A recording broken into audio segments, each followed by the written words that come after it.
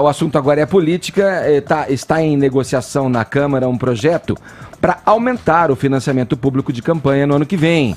Enquanto o orçamento da União prevê uma bufunfa de 2,5 bilhões de reais, tem deputado querendo que o valor seja de 3,7 bi.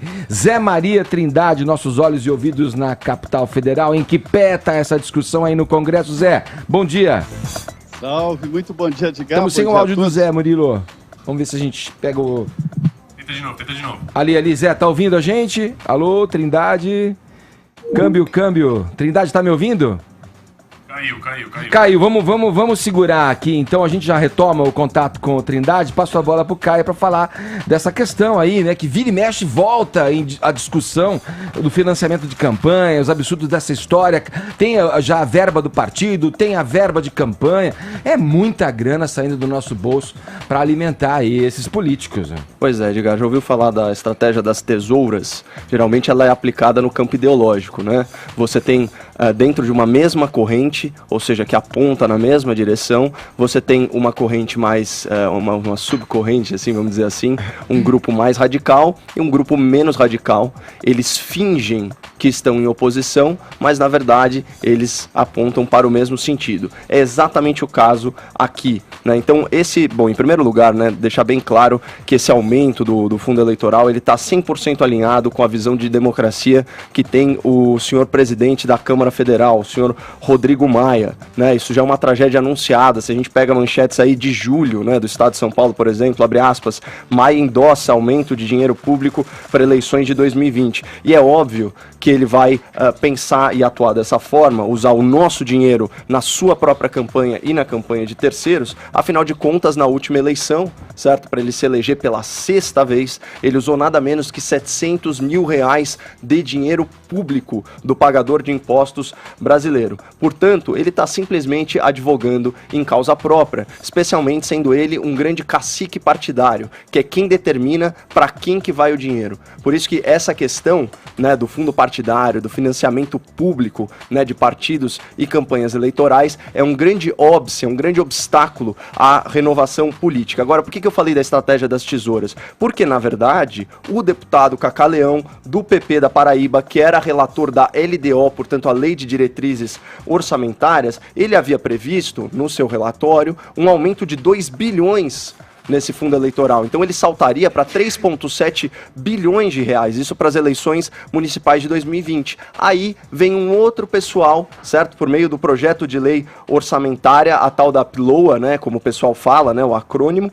e joga esse valor um pouco para baixo, 1,2 bilhão para baixo, para 2 bilhões e meio. Mas mesmo assim, a gente está falando de um aumento de nada menos que 48%. Né? Eu tive uma experiência interessante no programa Pânico, porque houve uma interpelação extrajudicial para ativistas do movimento nas ruas, por terem chamado deputados a favor desse aumento escabroso de vagabundos. Né? Aí me perguntaram se isso de repente poderia configurar crime, injúria, esse tipo de coisa. Eu falei, olha, não necessariamente, porque existe um lastro aí na realidade, certo? Nessa adjetivação.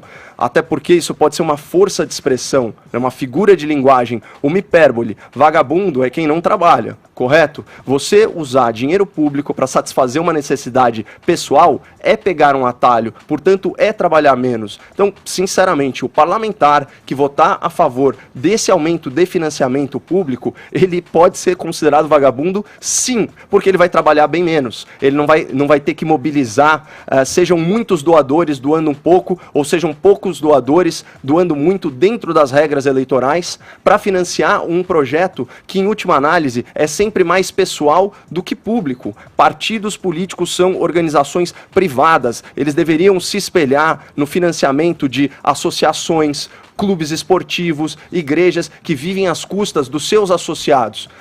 Qual a representatividade de um partido que não consegue arregimentar pessoas, né, sejam elas voluntárias ou mesmo doadoras, para uma causa? Não tem representatividade nenhuma. Então, assim, isso daqui são aqueles, vamos dizer assim, aqueles resquícios de velha política que ainda insistem em aparecer no noticiário. E vamos combinar, né, que no contexto de cortes orçamentários, imagina o que o ministro da Educação, que nós tivemos oportunidade de entrevistar aqui, não conseguiria fazer com essa verba extra bilionária que vocês estão usando assim de forma absolutamente vagabunda, para usar a expressão ao qual me referi, e financiar seus próprios projetos de perpetuação no poder. Ô Trindade, você sempre lembra, né, e usa sempre uma frase aí, que se tem uma coisa que político aí na Câmara, aí no Congresso persegue, é o dinheiro, né? Essa é uma anomalia, né, Zé, do sistema político brasileiro. Essa reforma tem que sair. Né? É um absurdo a gente ter que bancar aí mais de 30... Quantos são, Zé? 33, 36 partidos? É muita coisa. De partido 33 que só existe para ter ali o seu quinhão ali, a sua verba, que só funciona orbitando em outras legendas e só se faz valer pelo benefício desse fundo partidário. Aí quando vem eleição é mais uma descarga de dinheiro público em cima disso. Quer dizer, é um tipo de reforma que deve ser implementada também com a mesma força e veemência, Zé, como a que foi feita na Previdência, que todo mundo sabia do ônus político que isso poderia representar, mas reconhecia a necessidade para que o país tivesse um respiro ali, né, na sua situação econômica. Agora, por que ninguém se manifesta, Zé? Por que isso não une a nação e as pessoas não saem à rua contra esse absurdo que é de dinheiro que vai aí aos borbotões para as contas dos partidos? É uma anomalia que tem que ser corrigida e todo mundo deve se unir em torno disso e protestar contra isso. Não é possível que isso continue.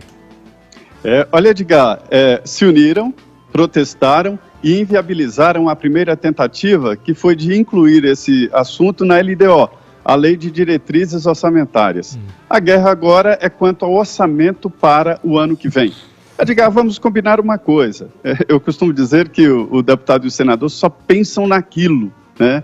Ou seja, o financiamento, né? Antes era o seguinte, as empresas pegavam dinheiro público, que eu fico ofendido quando alguém fala em doação para a campanha eleitoral. Ninguém doa 10 milhões. Imagina. Tá um almoço grátis, né, Zé? Não tem. Não tem. Dizem que nem na casa da sogra mais, viu? Acontece o seguinte, antigamente, até 2015, quando o Supremo Tribunal Federal proibiu, os políticos iam nas empresas que buscavam dinheiro nos cofres públicos. Agora a injeção é direta dos cofres públicos para a campanha eleitoral. Nós não estamos falando naquele fundo partidário, e sim no fundo eleitoral do ano que vem, um ano de eleição. Então, hoje seria 1 bilhão e 700 milhões. O orçamento, assinado pelo presidente Jair Bolsonaro, veio já com aumento, 2 bilhões e 500 milhões. O argumento do governo é que foi uma determinação do Tribunal Superior Eleitoral, isso distribuído entre os partidos. E os deputados e senadores acharam pouco e querem elevar de 2 bilhões e 500 milhões para 3 bilhões e 700 milhões.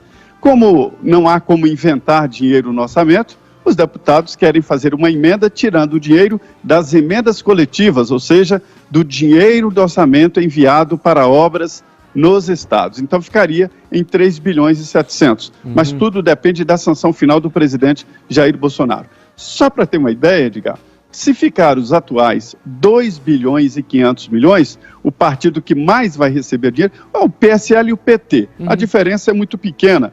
O PT ficando com 250 milhões de reais e o PSL com 249 milhões e 900 mil reais. Ou seja, os dois ali recebendo mais ou menos 250 milhões de reais. O PP seria o terceiro com 172 milhões e 300 milhões, e ali a lanterninha, o PMB com 1 milhão e 500 mil reais.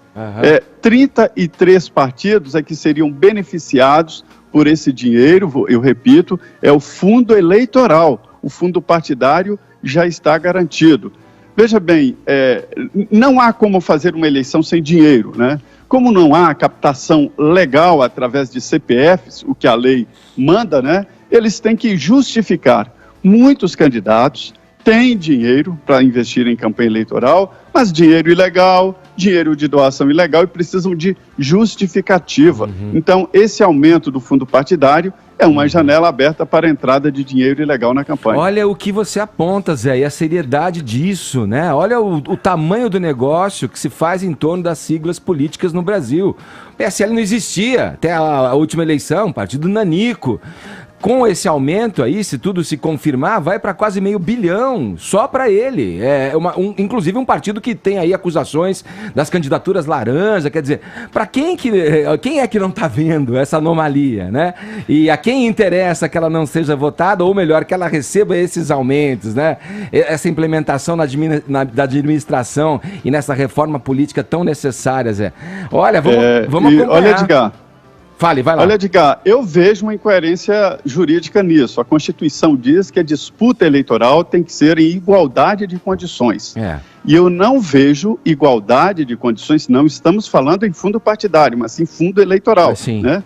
Eu não vejo igualdade de condições quando o PT e o PSL recebem o mesmo, R$250 milhões, e o PMB 1.500.000. Isso não é igualdade. Da mesma forma, a distribuição do horário eleitoral de rádio e TV. Isso não é igualdade. O que acontece? Deputados e senadores é que fazem essa distribuição. Aí entra aquela história, né? Farinha pouca, meu pirão primeiro. E aí eles colocam regras para aumentar o dinheiro nas mãos dos partidos que têm mais deputados e senadores. Puxando a brasa para minha sardinha, né? Trocando em miúdos. Obrigado, viu? Obrigado pelo papo, obrigado pelas informações, bom trabalho aí em Brasília. Muito bem, bom dia a todos.